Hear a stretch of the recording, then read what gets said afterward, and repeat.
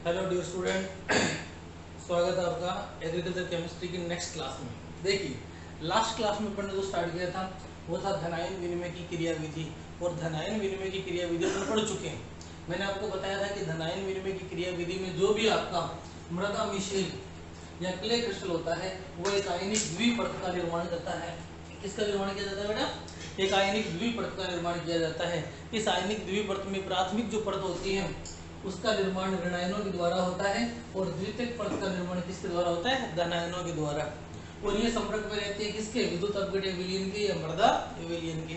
और ये जब एक दूसरे के संपर्क में आते हैं तो जो धनायनिक द्विपरत है उसकी जो दूसरी परत है उसके कुछ धनायन दोलन करते हैं, और दोलन के द्वारा वो अपने मूल स्थान को छोड़ते हैं और उस स्थान पर मृदा विलयन से धनायन आ जाते हैं। इस प्रकार से दोलन व अधिशोषण की प्रक्रिया के द्वारा कुछ आयनों का क्या हो जाता है? विनिमय हो जाता है। ये डायग्राम आपने कल की क्लास में बना लिया था, समझ लिया था, मैंने बता दिया था कि यहाँ माइनस जो क्ले क्रिस्टल या ऋणायन को दर्शा रहा है, दूसरा प्लस क्ले क्रिस्टल धनायन को दर्शा रहा है, माइनस मृदा विलयन ऋणायन को दर्शा रहा है, और प्लस मृदा विलयन धनायन को दर्शा रहा है। ये सब चीजें अपन पढ़ चुके थे। तो चलो, ये टॉपिक हो गया।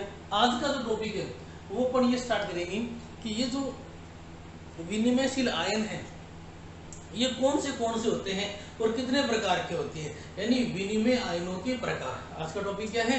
विनिमय आयनों के प्रकार। मैंने आपको बताया था ना कि सामान्य मृदाओं में कैल्शियम होता है, तो कहीं क्या आता है, तो वो चीज पढ़ेंगे कि विनिमय आयन किस किस प्रकार की या कौन से आयन जो होते हैं वो विनिमय आयन की भूमिका दर्शाते हैं।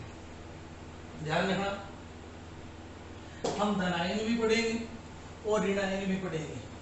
धनायन जो होते हैं उन्हें भास्मिक आयन भी बोलते हैं या भस्म आयन भी बोलते हैं। ध्यान रखना, धनायनों को भस्म आयन या भास्मिक आयन बोलते हैं, और अधिकांश भास्मिक आयन जो होते हैं वो क्षारीय प्रकृति के होते हैं। अच्छा, ऋणायन जो होते हैं उन्हें अम्लीय आयन भी बोलते हैं, यह आपको याद रखना है। ऋणायनों को क्या बोलते हैं? अम्लीय आयन। चलो, आज का टॉपिक हेडिंग डाल दो, विनिमय आयनों के प्रकार या विनिमयशील आयनों के प्रकार। आज की हेडिंग डाली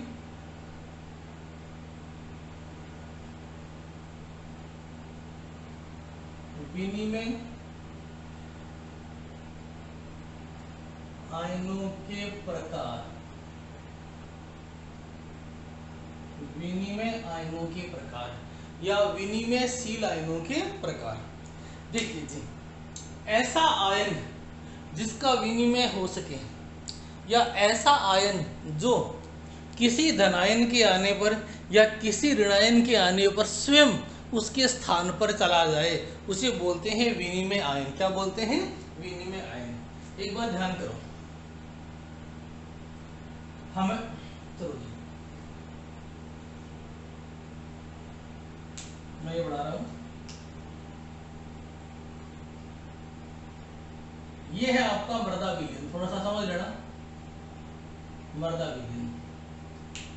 और ये है मृदा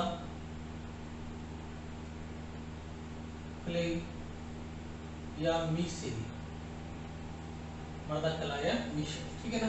देखो, हमें कोई पोषक तत्व है, और वो पोषक तत्व मान लिया A+ है, और वो पोषक तत्व इसको भेजना है, या हो सकता है कि आपका पोषक तत्व ये हो B- हो, और वो हमें यहाँ भेजना है।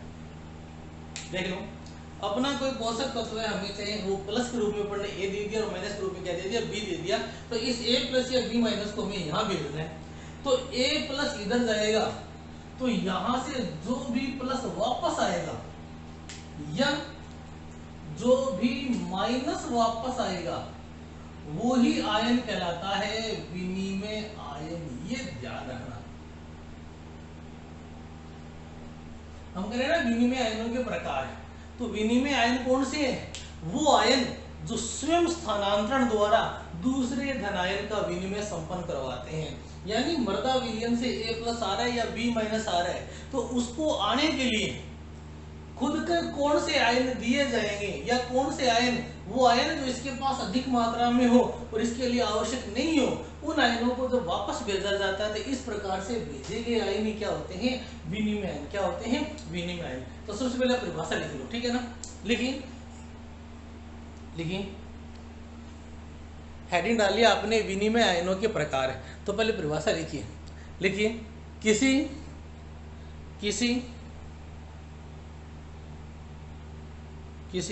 मर्दा मिशेल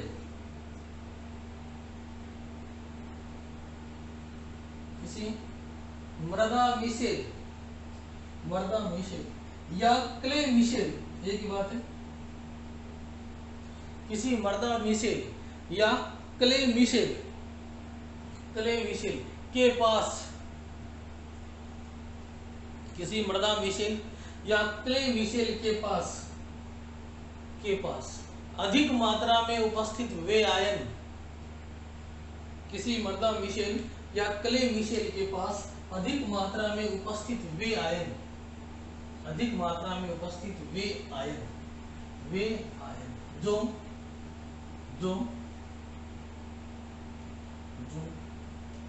स्वयं के स्थानांतरण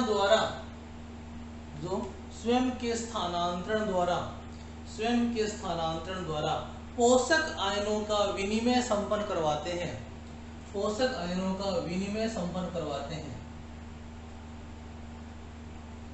मर्दा मिशेल या क्ले मिशेल के पास अधिकांश नारी के अधिक लिंग के पास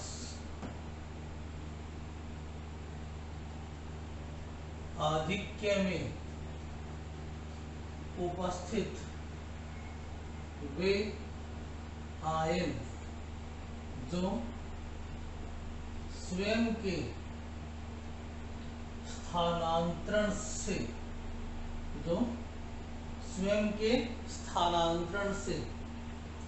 स्थानांतरण से पोषक आयनों का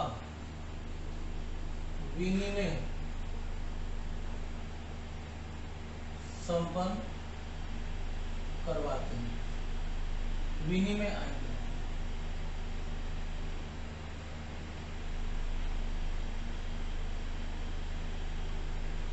ठीक है ना, उतार लो।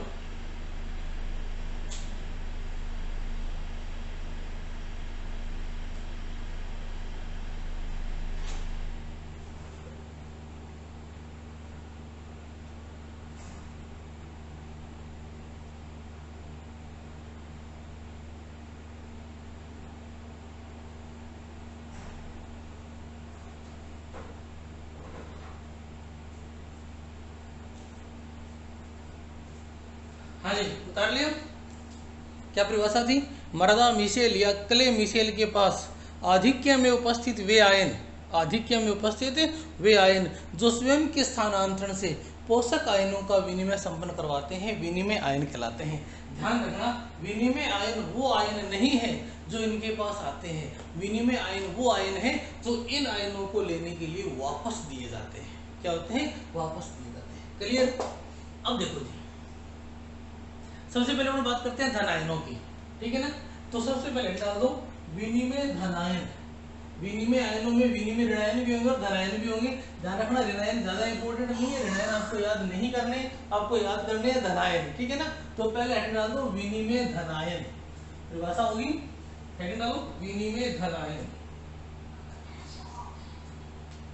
विनिमय धन आयन।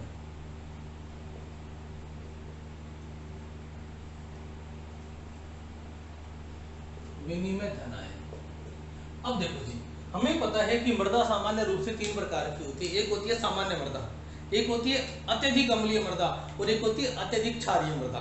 यदि मृदा कम अम्लीय है या मृदा कम क्षारीय है, उस स्थिति में वो सामान्य मृदा में ही शामिल की जाती है। यदि वो अत्यधिक है, यानी उसकी पीएच क्या होगी, 5 से कम होगी, या उसकी पीएच 8, 8.5, 8.5 से 9 के आसपास चलेगी, तो वो अत्यधिक क्षारीय है। 5 से कम है तो वो अत्यधिक अम्लीय है। और 5 से 8 के बीच में जो पीएच है वो होती है सामान्य मृदा। क्या होती है, सामान्य। 7 वाली तो सामान्य होती है, उदासीन। इसके अलावा 5 से ऊपर और आपकी 8 से नीचे भी सामान्य एक श्रेणी में आती है।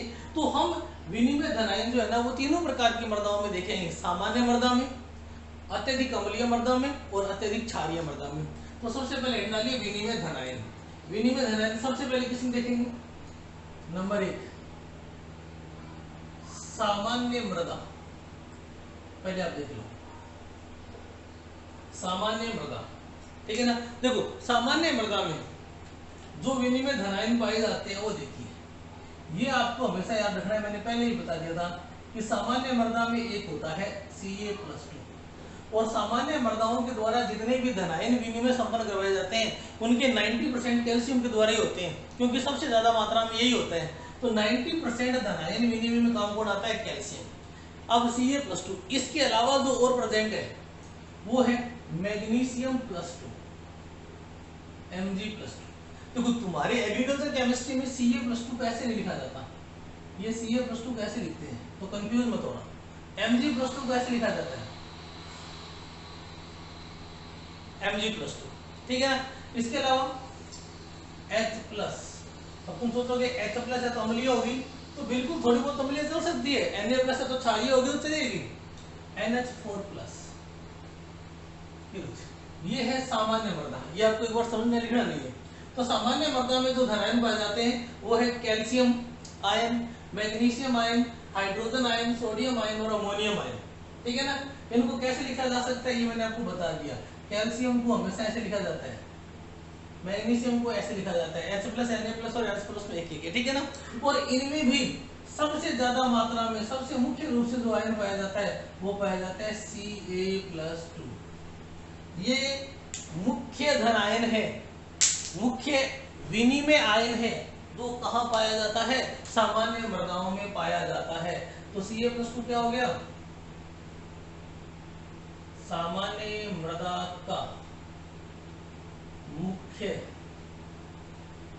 विनिमय आयन, सामान्य मृदा का मुख्य विनिमय आयन, ठीक है ना।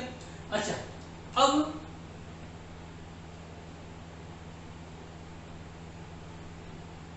अत्यधिक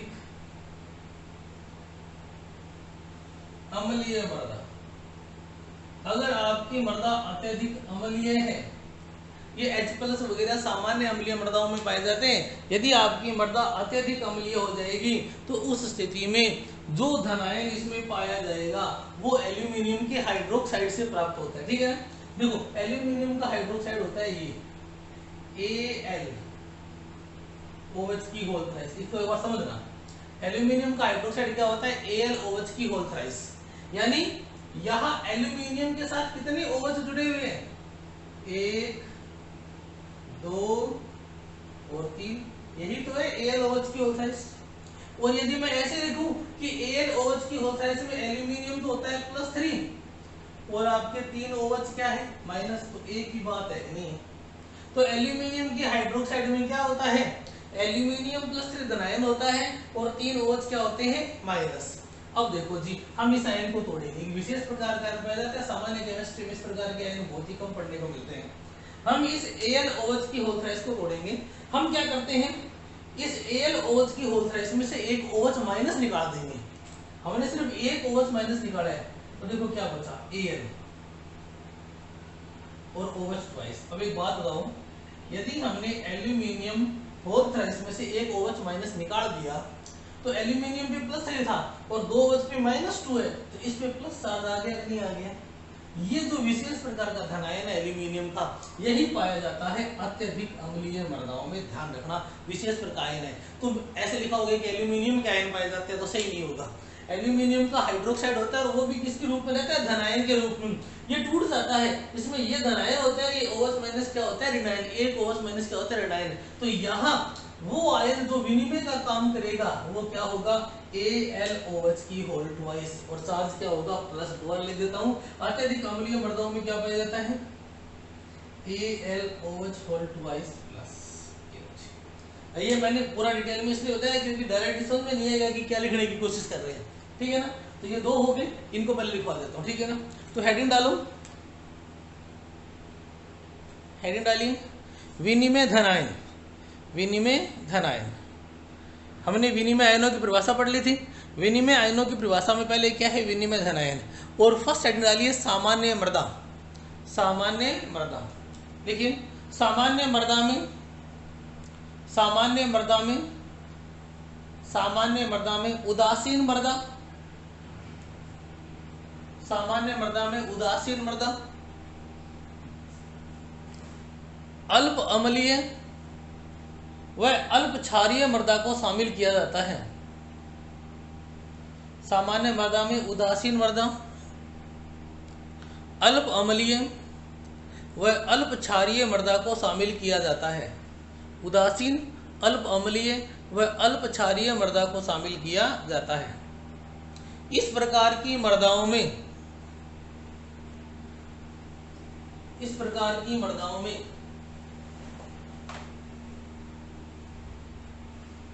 कैल्शियम आयन अत्यधिक मात्रा में उपस्थित रहता है।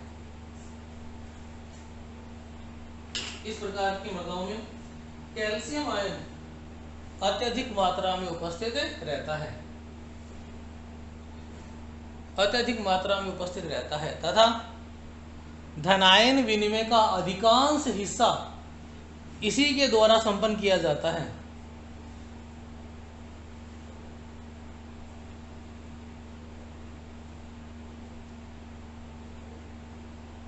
तथा धनायन विनिमय का अधिकांश हिस्सा इसी के द्वारा संपन्न किया जाता है।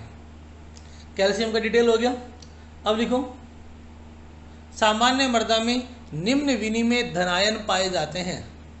सामान्य मृदा में निम्न विनिमय धनायन पाए जाते हैं।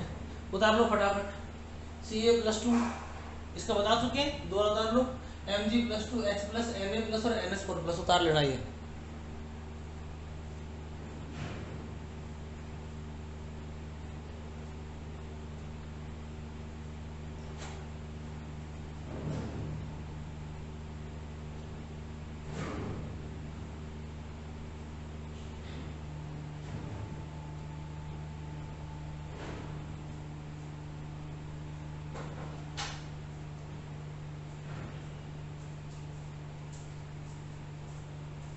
हो गया, कैल्शियम का बता ही दिया था। अब लिखिए नंबर 2, अत्यधिक अम्लीय मृदा। अत्यधिक अम्लीय मृदा, अत्यधिक अम्लीय मृदा लिखिए, ऐसी मृदाएं, ऐसी मृदाएं जिनकी pH 5 या 5 से कम हो, ऐसी मृदाएं जिनकी pH 5 या 5 से कम हो, 5 या 5 से कम हो, अत्यधिक अम्लीय मृदाओं की श्रेणी में रखी जाती है। अत्यधिक अम्लीय मृदाओं की श्रेणी में रखी जाती है।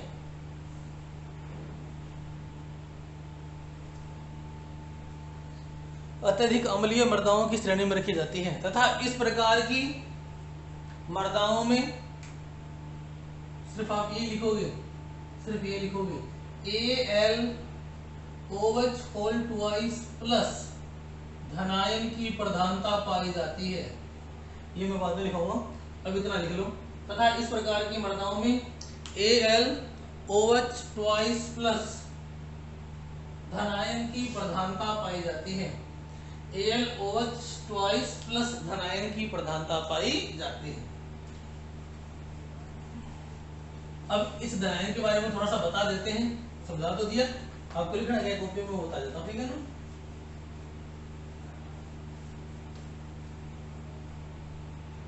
इतना लिखना है अलग से, इस प्रकार से बॉक्स बना के, ठीक है ना। ऊपर लिखना आउट ऑफ सिलेबस, यानी सिलेबस में नहीं, सिर्फ आपको समझना है।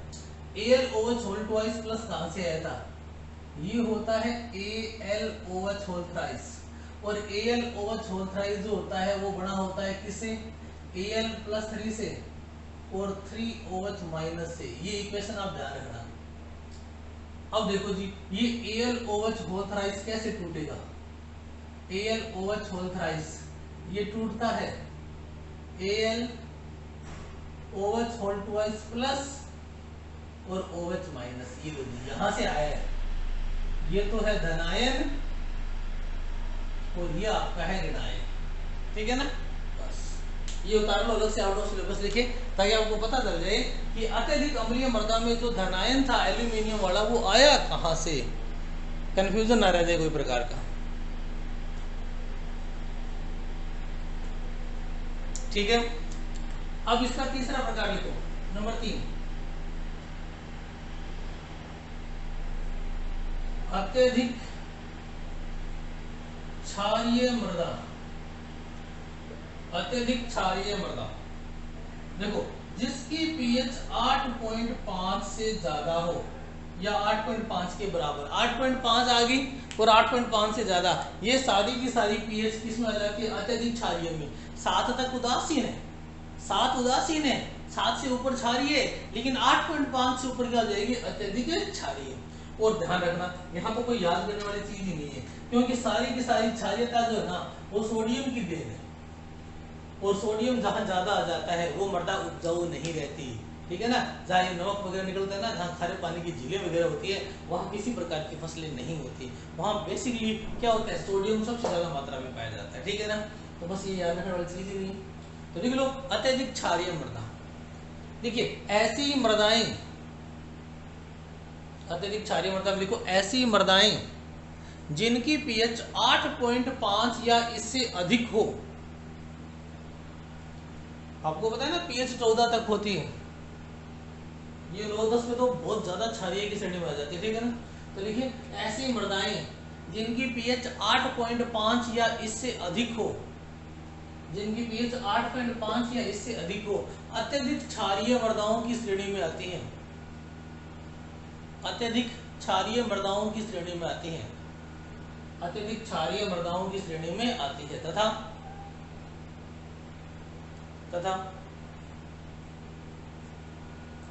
इन मृदाओं में सोडियम आयन का अधिक्य पाया जाता है। एग्जाम्पल कौन सा है, एक क्या लिखना है, सोडियम आयन।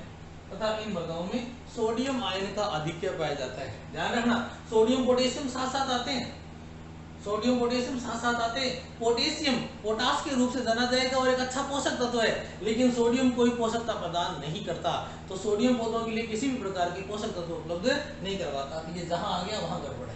इसके लिए अगर पोटेशियम होता तो बहुत बढ़िया होता, मृदा में बहुत ज्यादा पोटास की मात्रा होती, ठीक है ना, और एक उपजाऊ मृदा होती, लेकिन सोडियम हो गया तो ऐसा नहीं करता। ठीक है ना, देख लो इस प्रकार की मृदाओं में सोडियम आयन का अधिक्य पाया जाता है। ये हो गया अपना धनायन। ठीक है ना, हमने विनिमय आयन पढ़े थे, और विनिमय आयनों में सबसे पहले क्या हो गया, विनिमय धनायन। कौन सी होगी, विनिमय धनायन। ये उतार लो और हेडिंग डालो विनिमय ऋणायन।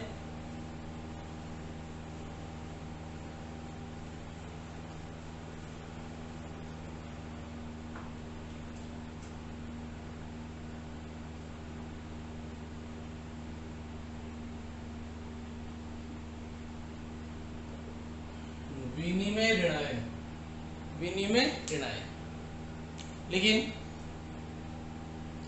विनिमय ऋणायन लिखिए। वे ऋणायन जो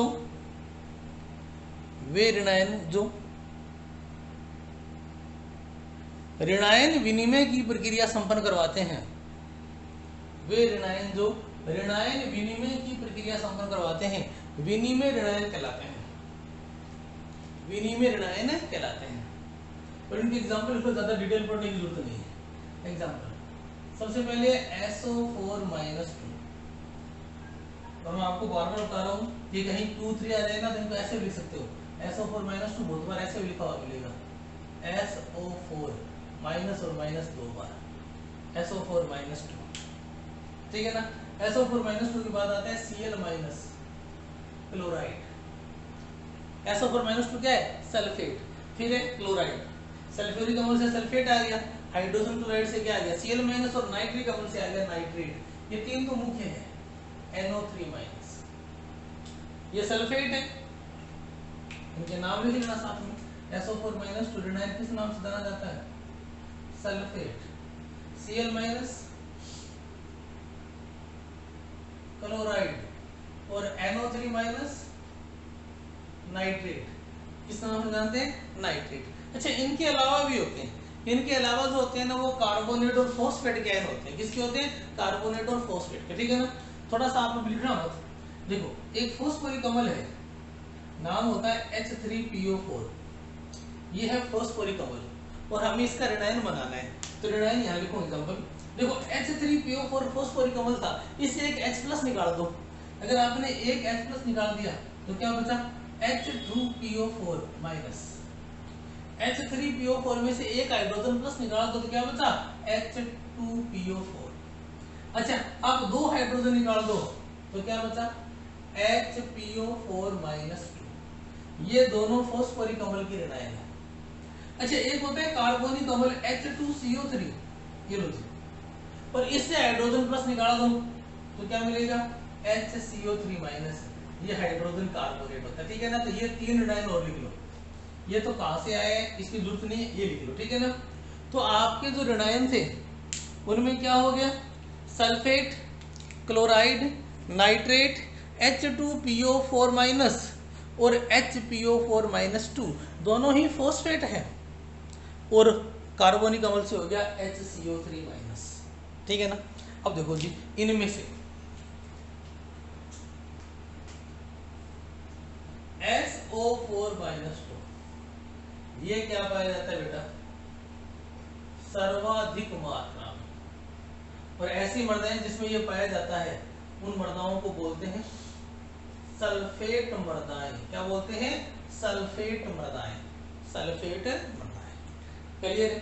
ये हो गए विनिमय आयनों के प्रकार या विनिमय आयन किसे कहते हैं। आज की क्लास इतनी ही है, क्लियर है।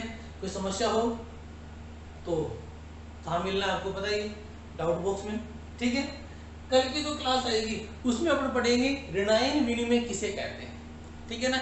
और विनिमय आयन कहाँ ज्यादा पाए जाते हैं, किस प्रकार की मृदाओं में ज्यादा पाए जाते हैं, थोड़ा सा इनके बारे में अपन डिस्कस करेंगे, ठीक है ना। तो ठीक है, आज के लिए इतना ही। Okay bye.